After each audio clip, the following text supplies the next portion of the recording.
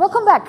My name is Monique from Dusseldorp and I'm going to be moderating this super interesting session, New Strategies for Subscriber Acquisitions in Media and Telecom. That's a pretty wide range of strategies that you can apply in this field. And we also have three fantastic speakers here who represent companies with quite different strategies, audiences, backgrounds. So let's first of all meet them and understand better what they do and what they are responsible for, because that's what I'm going to question them about. Tim Keizers, to my right here, Head of Marketing and Sales and Retention. Very clear what you are also doing, not just sales, also retention, at Streams. Tell us about Streams, because how many people are here from Flanders, Belgium? Oh, there's one over there. Okay, tell us about Streams. Yeah, the one over there is my wife, by the way. So, good morning, everybody. Nice to meet you guys. I'm from Streams, and Streams is a OTT service, SVOD OTT service in Flanders. And we're a joint venture between DPG Media, which is the biggest broadcaster in Flanders, and Telenet. And Telenet is the biggest telco in Flanders, owned by Liberty Global. Yeah. And there I'm responsible for actually the commercial growth of the OTT service. And it's actually quite an interesting cooperation, because DPG is not only owner of commercial TV channels, but also a big publisher. Correct. I mean, they're a big media group, very active in the Netherlands, my country. Yes. And they, grabbing all kinds of properties. But the service you are offering also has the programs of the public broadcaster in there, right? It's a cooperation. Correct. Yeah. Correct. So actually, mainly we focus on local content, and we do have some international deals like HBO Max, Paramount Plus. The local content we mainly produce ourselves, and then we also have co-productions with our two shareholders, Telenet and DPG Media, and this year we also closed a deal with the public broadcaster in Flanders, which is a VRT, for a pretty big library deal, and also a co-production deal for a new premium series. So we have deals with all the main media players in Flanders. And VRT, the public broadcaster, also has its own video on demand offering. There was a little bit of pressure, I understand, from the regulators as well, that you need to have the whole library there so that people can find. I think there was, of course, some pressure, because it's no secret that there are these big international players. We all saw it on the slide. And I think the government did the right thing. I don't think pressure is the correct word, but they pushed us to try to work together for the small country that we are, which is pretty important for us to be able to grow. And before we move to the next speaker, how many people, what is the target audience? I mean, how many people in Flanders could actually get Streams if they want So the target audience is 6 million people in Flanders. Yeah. And I think around 50 to 60% of the Flemish audience now has a SVOD service in their household. And we also see that the households with 2 or more SVOD services is growing each year. And I checked before, you're not going to tell us how many subscribers No. has at home. Anyway, but we'll talk about the subscriptions and the sales strategies there. Our next speaker, Carrie Ball, Chief Commercial Officer at BritBox. And BritBox offers all kinds of fantastic British content. Was a UK company, it's an international company. Explain a little bit about BritBox, because I don't think, well, the British people here might know, but the rest might not exactly know. Yes, exactly. So BritBox International is a joint venture between BBC and ITV. It was launched 6 years ago in the US, and we now have a footprint of the US, Canada, Australia, South Africa, and the Nordics. BritBox UK was also launched as part of that, and then when ITVX relaunched, they bought back BritBox UK. So BritBox UK is now a sub-brand within ITVX Premium. So that doesn't fall within our remit. It's not surprising that even for the consumers it's sometimes difficult to follow what goes where. But you're responsible for BritBox, the international group. BritBox International, I know that last year you had 3 million global subscribers. Yes. So that's the, and are they, I mean, you mentioned the Nordics, so Scandinavia, Denmark, US, Canada, Australia, and South Africa. And South Africa. Where are the most of the subscribers? So the powerhouse is North America, as you would expect. It's the biggest market by some way, and it's our oldest market, so we're the most mature there. We have all the other territories are between 1 to 3 years old. Canada is 5 years old, and the rest of them are between 1 to 3 years old. So they're all on different parts of maturity in their own territories, and each territory brings with it its own challenges and opportunities depending on the profile of British content within those services. So when we look at the US, there's still a huge amount of British programming that never gets brought to the fore. So it's very much a strong originals, extensions, acquisitions, and then extended return series. If you look at Australia, a lot of the free-to-air networks, Foxtel, Binge, they all have different elements of programming. So in that case, it's more of an aggregated collection of finding lots of different content and bringing it in. And you say it started as a cooperation between BBC, public broadcast, and ITV, more commercially oriented. Is the content on BritBox purely BBC content, produced for the BBC, and then you make packages of it, or do you also have additional content there? Yeah, we have, our mantra is British high quality content. So it started off as serving a sort of core adopter of British content that now BritBoxers can't become synonymous for quality content, passionate content, unique content. And we source those from obviously our shareholders, from ITV and BBC, but also from third parties. So anything that fits that BritBox stamp of quality, primarily in crime, mystery, cozy mystery, thriller, drama, and some lifestyle, that all fits within that brand, and we will source that from wherever. From others, yeah. Okay, very interesting.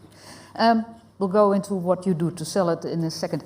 Nicola, Head of Propositions, TV Platforms and Apps at Sky. I think everybody here knows Sky, active in the UK, but also in a lot of other countries. But maybe you can define the area that you're specifically responsible for. Yeah, so I sit in the UK team in the TV business, and my role is really around building strong partnerships with other streaming services and other sort of platform kind of value add services that we can augment with our Sky TV portfolio. So we spend a lot of time working with other streamers to build out sort of acquisition plans and plans with them that can benefit both sides. So for us, it's very much around making sure that we have the right partners that can support our sort of strategy around platform aggregation, and also really about building a strong experience for customers, and obviously give those guys an opportunity to reach new audiences and drive acquisition. And is specifically in the UK or also in the other territories? Specifically in the UK, yes. Yeah. So Sky is here in the UK, it's everywhere, and then you work with all those other parties, with these services, to integrate them into the offer, but you also help them find subscribers? I mean, yeah, we obviously have a large audience in the UK. We featured quite nicely on your chart earlier. I know. That was great. And so, we have customers who are in the viewing moment, in the home, ready to interact with entertainment. And so, our reach can provide really wide sort of acquisition opportunities for partners. But we work with them in the ways that can give them hopefully the most optimized and best results, whether that be targeting where we can, or whether that be potentially even bundling with our services. So there are tactics we can work together on. So you basically try to sell to people already part of the Sky world, so to speak. They have the boxes and so forth. That also means you work for parties that are potentially competitors of each other. They are potentially competitors, but what we find is that there are plenty of opportunities to work together to deliver brilliant experiences, and we can drive mutually beneficial outcomes, ultimately often providing D2C sort of streaming services more stability than they might find going alone, as we talked about, reaching new audiences that they might not be able to discover. And with these platforms such as ours, we have really opportunity to bring services to life, to really unpack the content, create destinations, and it really helps a streaming service come to life to a consumer in the home. Yeah. Okay, so we now understand a little bit better how different the different propositions are, and of course how, Well, maybe the sales strategies are not that dissimilar. Let's find out.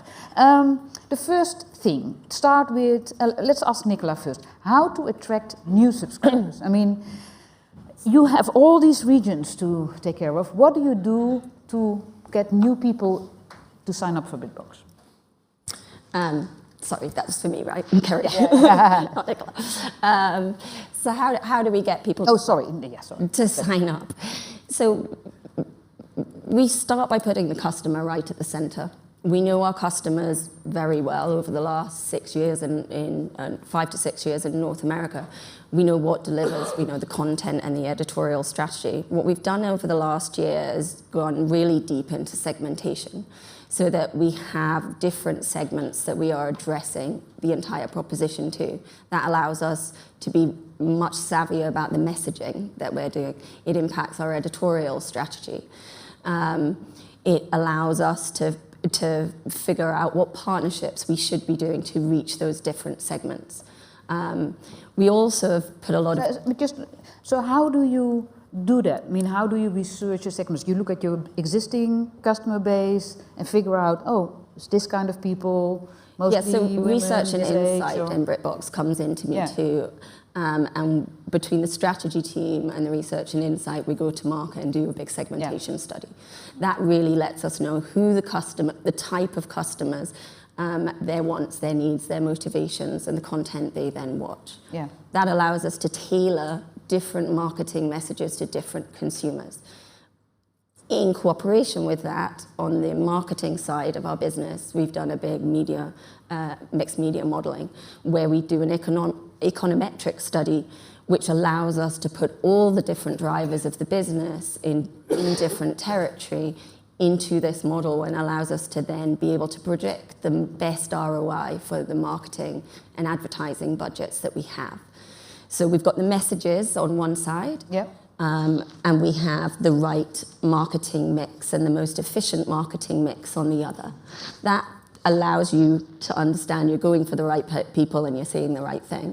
On the other side, there's a whole bunch of tactical things that we look at, and that varies by territory and varies by platform. So you actively also work with different platforms, just as Sky does with different people that offer. So I know that in the Nordics you work with Apple, for instance, the Apple Box. And does that come from the sales strategy to work with certain partners? Is it the result of looking at, oh, our people are over there, we need to reach them? Or is that later? It comes as part of your distribution strategy, right? Yeah. So everybody's commercial strategy, if you're an SVOD trying to reach lots of different consumer bases, you need to be on that platform. You need to be on many platforms.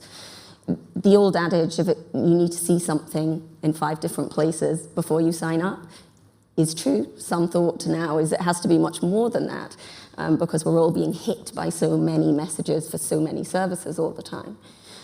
So distribution is a core part of our strategy, and over the last couple of years, in each of our markets, we're going out and doing more and more distribution deals.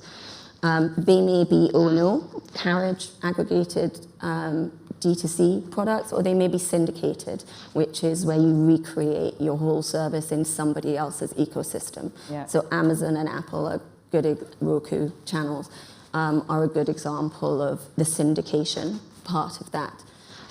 But really, you know, the most important, consumers are savvy now, right? They know all of us churn and return on a number of different services. So the challenge is firstly to get there so people sign up, and then to keep them, which is why the watchword is churn at this point in time. And something from BritBox's side is we've been able to mitigate, and we have a really low churn rate compared to the market. On the other side, it's we'll talk a lot about churn later on, but the finding the new subscribers, you really do the research, and then you work with the platforms. And what is the other strategies, like huge campaigns on TV, print, internet? Well, that would be all part of the media all the same, sale process, right? Buying the right channels with the most efficient ROI to reduce your subscriber acquisition cost as much as possible, right? The other side is that tactical bit, so sampling, right? Getting people into sample content before they actually sign up. So this may be the more adjacent subscribers or the harder to reach segments who need to discover and experience the service before they're going to sign up. Yeah. But what about, let's go to you, Tim. Do you also do this huge research, or do you say, well, we know our market, we just want to reach everybody, but because it's a much more broader offer you have, how do you try to get people to sign up? Yeah, I think, so we also have a data approach where we are doing a content taste segmentation of the market, and especially what is all the content that Flemish people want to watch and want to pay for, because there is so much free content out there. On the other hand, we will always remain a small market in Flanders. We need to attract a broad audience to build scale. Yeah. And giving both of our shareholders, knowing the Flemish audience that well, we have a pretty good sense of the content we need to produce. So for us, mainly, it is foreseeing that we have sufficient content, so we have an adequate refresh rate to pull in all these new customers. And after that, yeah, our library or catalog is pretty big. It's like an iceberg, so we have 30 to 40 new series, Flemish series each year, beside all the international content we buy, to bring the people in, and then it's up to the whole iceberg and the recommendation engine to stimulate engagement and make sure that people don't churn. And in the case of streams, you are part of a big media group. Does it mean that all the media channels of the group are being used to push out streams? Is it a huge advantage to be part of this media group? It is. It is. It is. They have such a broad reach in Flanders. They know the Flemish audience really well. Do you ever buy media from another group, or? Not that much from another group. We, of course, do buy from the international tech services like Facebook, like TikTok, because they also know how to reach a very young target audience really well, so we combine both. Okay. Oh, I'll come back to TikTok, that's interesting as well. Sorry, Nicola, what about for you, for Sky? Because it's a different model. You work with the people that offer these VOD services. How do you define the potential audience and then reach them and bring them in to sign up? Well, things that we can do as a platform aggregator is look at like whether a customer is signed into an app today on the platform, whether they've ever been signed up on that, or whether they're even taking the subscription through us. So we do quite a lot of partner integration and billing on our platform, and so that can allow us to kind of pick out sort of audience types to target with more kind of relevant either show marketing or propositions around that. We often find for us, a customer who's considering a service is relatively warm at this point, so we use tools and tactics to help drive conversion and actually drive that acquisition to start the service, maybe through a free trial or a discounting proposition. We can also look at whether they've taken similar packages through Sky themselves. This works quite well, particularly in the sports area. If a customer is a Sky Sports customer, or then likely we could use and work with another partner to try and target that group, because sports customers are generally very engaged and are looking for all the sports that they need. So we use as much intelligence as we can have on our platform to try and target where what we show to customers. And because you have such a big platform with so many people on it, you know a lot about your audience. I can imagine that there are also certain limits to what, I mean, knowing that a particular group of people uses one package, the owner of that package might not be so happy if you start telling another package owner that, oh, here's your audience, they're now all there, they might go here if you do proper targeting. How does that work? I mean, you have competitors, after all, that all want subscribers from that whole big group of subscribers. Yeah, I guess the partners that we want to offer a huge range of partners on our platform. We want to have all the big players on there, but equally we do work with perhaps smaller, more emerging services, which we can target much more broadly, because they are less penetrated on our base, so we can have a much broader brush approach with those. But often what we do perhaps is very much directly related to what kind of commercial agreements and what sort of strategic intent that we have with different partners. So we try and be fair, to give customers the best content available. And sometimes we promote services that aren't around an acquisition deal or any sort. It's just about being editorially kind of fair and showing the best content out there. So that's our first principle. But we do try and target where appropriate around our commercial opportunities. And well, let's imagine there's a fantastic Belgian, Flemish TV package that wants to go out on Sky. Is it sort of a revenue share if then people sign up and pay for it to Sky, or do they have to pay you? Or? Yeah, we have a varying range of different agreements. So we can have like off-platform referral revenue share, where we just basically almost introduce a customer to a new service and then they go off-platform to subscribe. We also have more sort of integrated relationships where a customer can actually subscribe and pay via Sky. Yeah. Those relationships we find particularly helpful to drive sort of platform and subscriber stability for the streaming service, as they become used to paying for that through us as a platform provider. Yeah.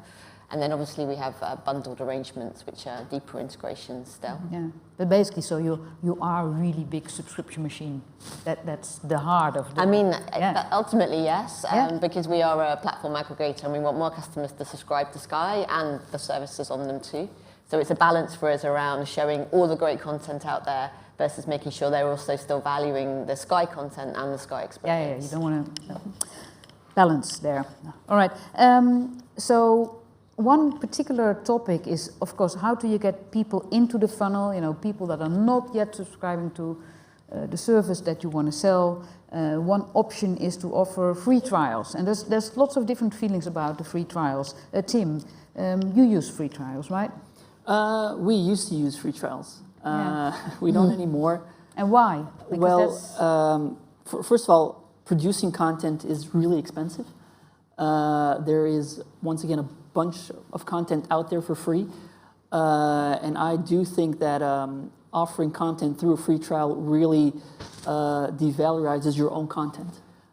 It is not that expensive to buy in an SVOD service, and most of all, we have seen that attracting customers through a free trial is that they're not the most qualitative customers with a long customer lifetime value, and that's the main goal, to create qualitative growth and customers who stay longer.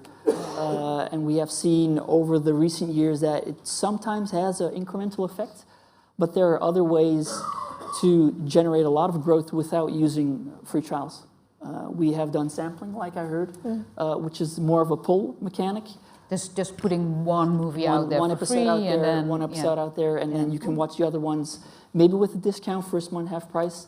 I've seen that Apple TV Plus is doing this in the States as well. They offer the free episodes. We offer these free episodes on the AVOD platforms of our shareholders, those who have enormous reach. So we prefer those tactics compared to the traditional free trials. And Nicola, what about free trials? Well, we have deployed free trials when partners are interested, but we also often combine them with sampling. So we've, the whole of this year, been running a campaign and a sort of proposition initiative with Apple TV Plus, where you've been able to access a number of free series, often returning key shows that really kind of draw the audiences back, and then using free trials to try and convert them into the service. So they do work. They do work. I do think that like a combination of tactics is more kind of successful than just one standalone offer. But yeah, so sampling with free trial definitely does work to an extent.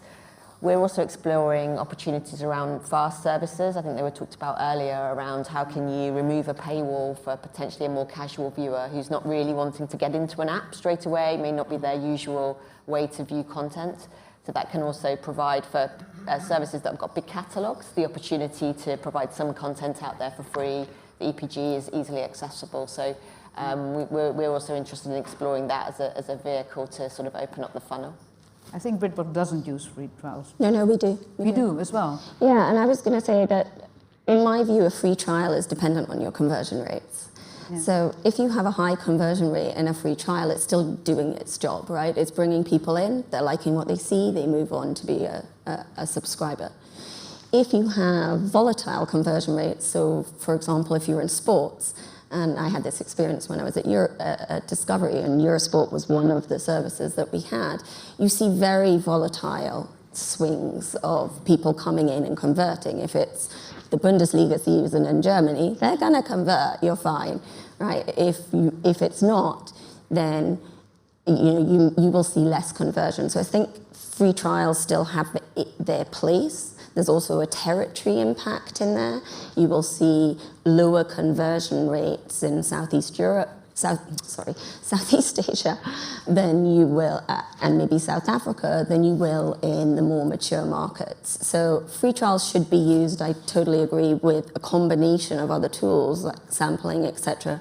But you also need to look at the type of service, the conversion rates that you have in that, and the territory to be able to pull together. So it's interesting what's happening at the moment. Max have just dropped their free trial in the US, and including on Amazon, which is an interesting, because Amazon always said you had to have a free trial. So, and they are seeing interesting results on the back of that. Are there also particular times in the year or special moments for free trials? I can imagine that people moving into the Christmas holidays want to suddenly see a lot of TV, so that might be a moment or not for free trials, or also Netflix throws its prices up.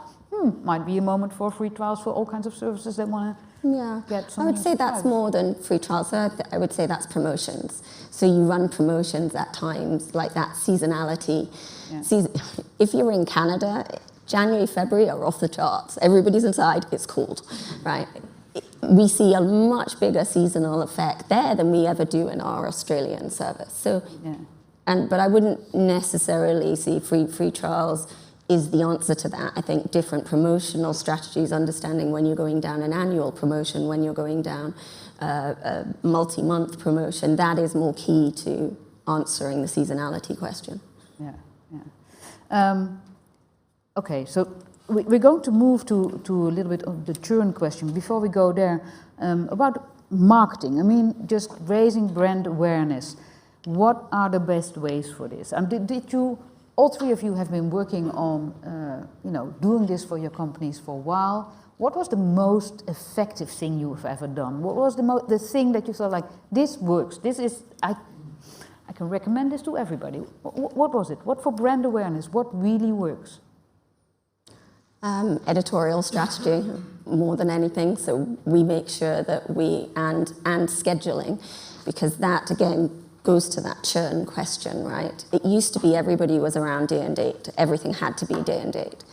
That could mean in some services that you'd end up with a lot of new content in September, October. Now I think people are being much more sensible about what content needs to be day and date and what content you're going to schedule. So there's always something that's bringing a customer back. Also the balance between returning series, original productions or extensions, spin-offs. But so that's the content strategy behind it, but then you have to convince those people out there that are not yet in your service that there is this fantastic new series. So how do you market that? What is the best way to make your audience aware? I mean, for us, it depends again. Everything depends. But yes. on the territory, right? So we would see really good awareness results and return on investment in TV in some territories at a certain, answering that seasonality question, and then you'll have a show come out where you'll be very specific within the social media side of it. So you complement your different marketing. So you bring up the brands and then you hit them with the content, right? That's one approach. There's other approaches like live. We use live programming as a bit of a calling card where in most of our territories, except one, we're the exclusive home for the BAFTAs. That brings a lot of attention to our service. It's bigger than any one brand or title, and because there's a lot of talent, we can then draft off the talent of the BAFTAs deeper into our service. So we use the content to get them in. They come for one reason and they stay because they're seeing Jason Isaacs, who's in Archie, which we roll out next month, or Matthew McFadden. And in Insta. that promotion of certain types of content, I would assume the social media part is really big, bigger maybe than for generally promoting the whole service, right? Yeah, I mean, for us, we have these super fans, right, who love this sort of content, and we have a really high quality bar. So people find it, and there are all these fandoms out there that will start suggesting different content. So making sure it's front and center, and then it's passed on, and that kind of network effect has a big impact. Tim, you mentioned TikTok already. Is that a big part of the marketing strategy these days? It is for sure a growing part, especially to attract a very young audience, because they don't really use all the social media or the traditional media channels. I think if you refer to how we do the marketing, it starts first with the 4 Ps. So we make sure we have a high refresh rate. We did change our pricing. We launched a ad-free tier, and we also we kill the free trial and we link it to long-term deals. The distribution, like you said, we are with all the major telcos. We are available in sampling on all the AVOD platforms. And then promotion, it really starts from what is the segment you want to attract. We have a series called Tweede Zit, which the Belgian media refers to as the Euphoria from Belgium. It wasn't a very expensive series. It was one of our top 5 best-selling series last year and this year. And it had by far one of the lower budgets. So you don't really need a very high budget from time to time to generate those big sales figures. It really depends on what is the audience, where can you reach them. Okay. What about for you? Well, as an aggregator, I think we think our UI is the best marketing tool that we have. So if you're on the Sky platform Friday evening, 9 a.m., and your content and your show, or your BAFTA nominations, we can also use those levers. That's like the thing to get it in people's homes. It's not necessarily a thing that will convert them to sign up for the service, but can be a great tool to raise awareness for the great content that you have. So timeliness and frequency and where you see it when you're exploring through the UI, and an engaged audience that, I don't know, 90% turn their TV on every single day and explore, that's obviously a great way to raise awareness for a service and particular content. Yeah, and you have the interface. They're very captive. That's with you, you have them already, and then you can influence them there. All right, staying on the service, churn. It's one of the big challenges for anybody. I mean, it's interesting, right? These people are in charge of subscription and sales, but what I come back to is product management, UIs. It's all the other sides of the service. So whatever they do, it is, also changing the service because they know what works and what will not work. But making sure that once somebody's in and then stays is a completely different matter. Tim, maybe you could go first. How do you make sure that once somebody has signed up for streams, they stay forever? Ideally. Yeah, I think so. A couple of things there. One of the things I just mentioned that we did, we killed the trials, and we actually link our promotions to long-term terms. So we have 1 month, 6 months, 12-month products, and we try to emphasize the price point and the value for money you get when you sign up to longer deals. Yeah, that is per month is cheaper if you do a year than if you do a month. That's a pretty big driver.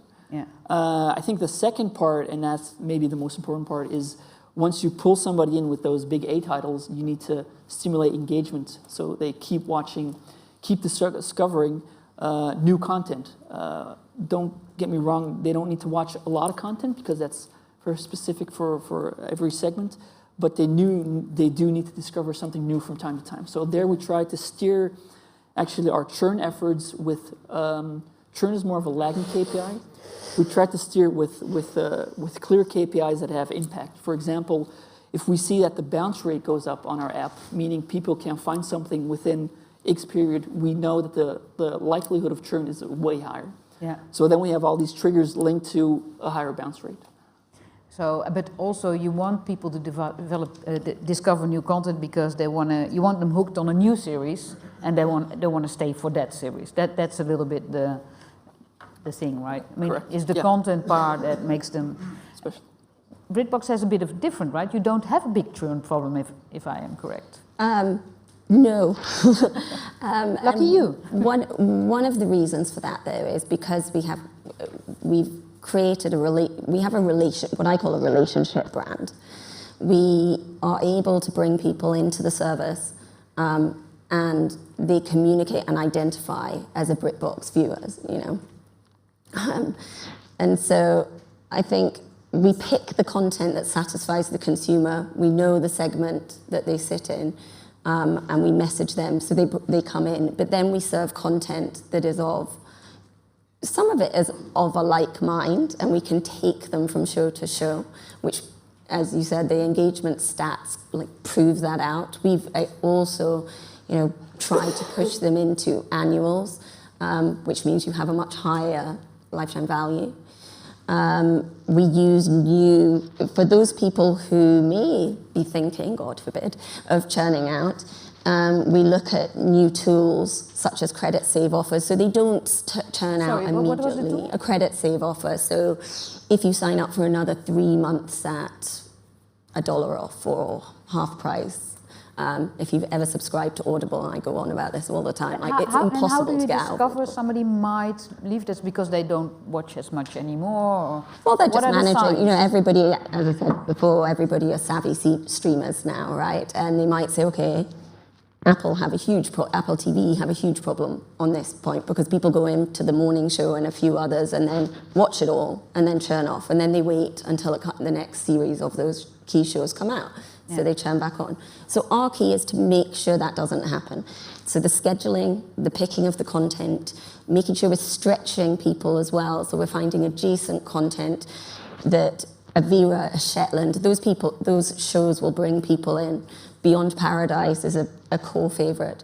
If we want to go one step further, Death in Paradise, we've gone one stage further by creating Beyond Paradise. So we're moving that audience into a new show, and we're making sure that every month, not only do we have new content, either originals or premieres, but we are also drafting of content that's in the outer universe, right? So when Stonehouse came out, Matthew McFadden was everywhere. We were able to leverage Succession and put out Stonehouse so people would move across to BritBox. And so we keep them in there by annuals, by using those new tools like credit save offers, so they never fully churn out.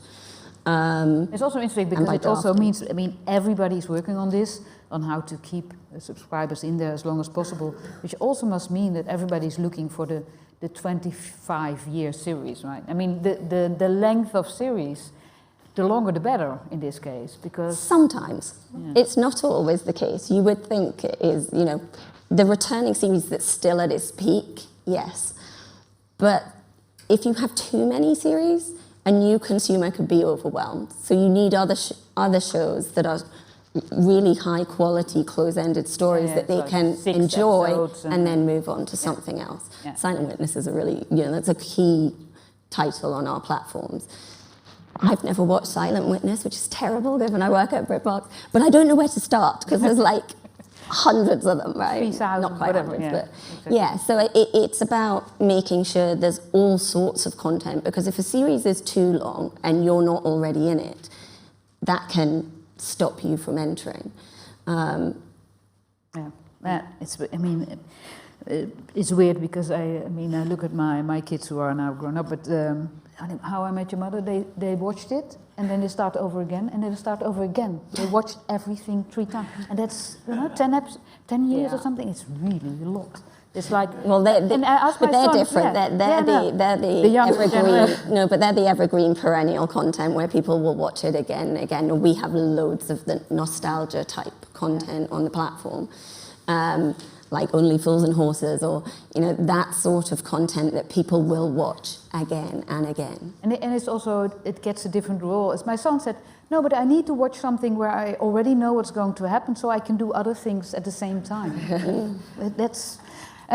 Nicola, what about you? It's a different thing because you help your clients to get new subscribers, and then it's up to them to keep the churn down in a way with the scheduling. I think it is from the content and the scheduling perspective, but remember that all of these extended terms that these guys are talking about are our sort of bread and butter and where we've come from. Yeah. So we have a huge audience that is very used to being contracted to a service. You know, 18 months, 24 months, that's our norm. We're dabbling now in the 30 days to see like what that does for us to expand our reach. But because of that heritage, that brings a sort of a consumer and an audience that is very kind of comfortable committing. And we also see from our data that, you know, streamers that are with us on our platform, particularly those with integrated billing, really benefit from that halo effect of, I like my service, I know what I'm doing, I'm willing to pay for a service, and therefore they're much less likely to change it during their life cycle. So that behaviour that you guys are trying to introduce, we sort of almost have that today. It does limit your audience to a point, you find, when you're on the flip side of the coin, but we think that that we can work with partners and they can get that sort of halo benefit from that consumer mindset. And also we find that management tools can also kind of be quite helpful. It's almost like this sort of like double-edged sword. If you gave consumers ability to pause a service and then come back to it, that can also be quite helpful kind of while you have a sort of a dip in tenure, that those returning services come back. If we can promote that to a consumer, you can get them back much more easily and probably quite a lot less cost involved. So we do think we've got a role to play in churn. Now, because of the role you have, as you mentioned, an immense wealth of data on what people actually do with subscriptions and when and how and what works and doesn't work. I can imagine that, you know, for a smart marketer, they can look at it and see the lessons and use them. But presently, with the new, you know, machine learning AI tools, you will have a lot more predictive tools in there as well, right? Where you get warnings about this is now likely going to happen. Can you say a little bit about this, or is it outside of your I mean, on our platform, obviously we can't see into the app, and I think as David talked about earlier, it's hard to see what content consumers within the app, but you can see. But on the platform, we can see sort of engagement levels and time spent in app. So we with our partners, we can share that information to give them a sense of how many, you know, how penetrated is their service on our base from a usage perspective, from a billing perspective, from a quality reach perspective. You know, they spend more than 2 to 4 minutes in that app, which suggests to us that they're really watching something rather than flicking in and then popping out again. Obviously, volumes we can share, but because we've got quite a big audience, we often use sort of you know, customer polls, and we can go out to our base and say, you know, are you aware of this service? Or are you willing to consider it?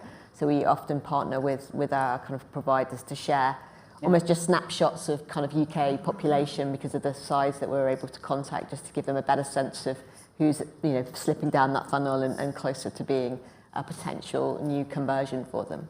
Now, I was just wondering how much AI you can apply to the whole system. I know right now it's... I think we want to do a lot more, but that's sort of where we are today. It's right now, yeah, exactly. And also this, I mean, that's what consumers are also increasingly being clever about, that try to cancel and you'll get an offer for a lower fee, and that, you know, that's going on the same time. We only have 3 minutes left and we had 2 questions, so there you go.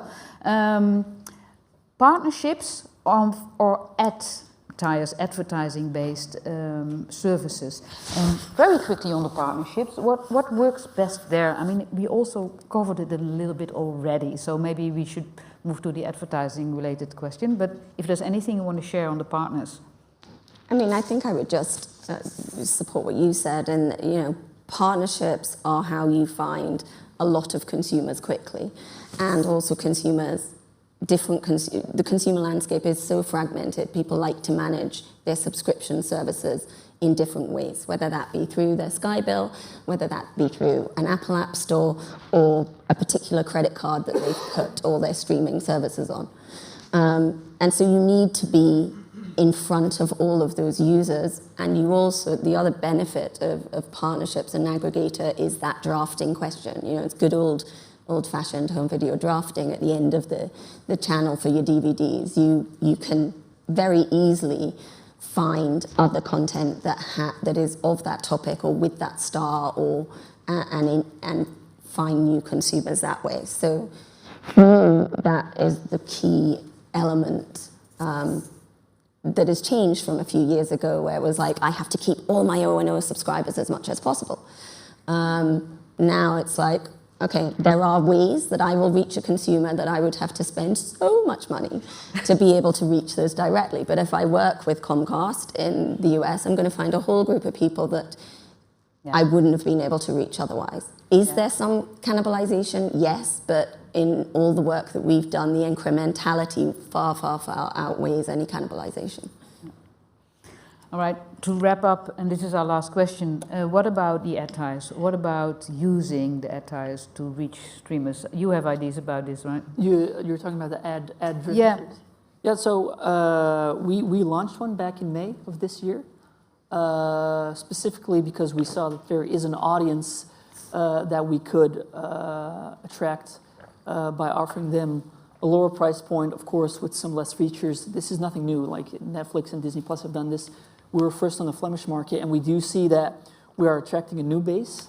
We do see that the advertising component is contributing to the ARPU, and we're still very much learning, because I read that Disney Plus stated that they want to mainly keep their customers on the ad tier because it drives higher ARPU compared to the premium tier. I can't state that. We are very much still learning what the way to go is. Yeah.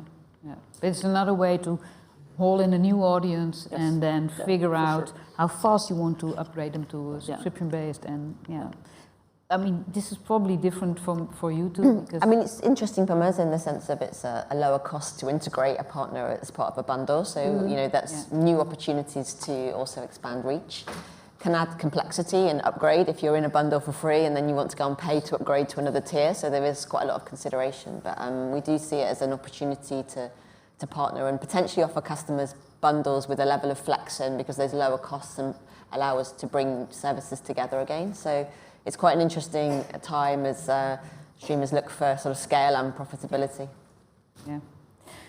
I think we have to wrap it up here. I think it's super interesting how the sales subscription part of the business is actually influencing the content, and when it's scheduled, it's influencing the interfaces and the systems for credit cards and subscriptions and so forth.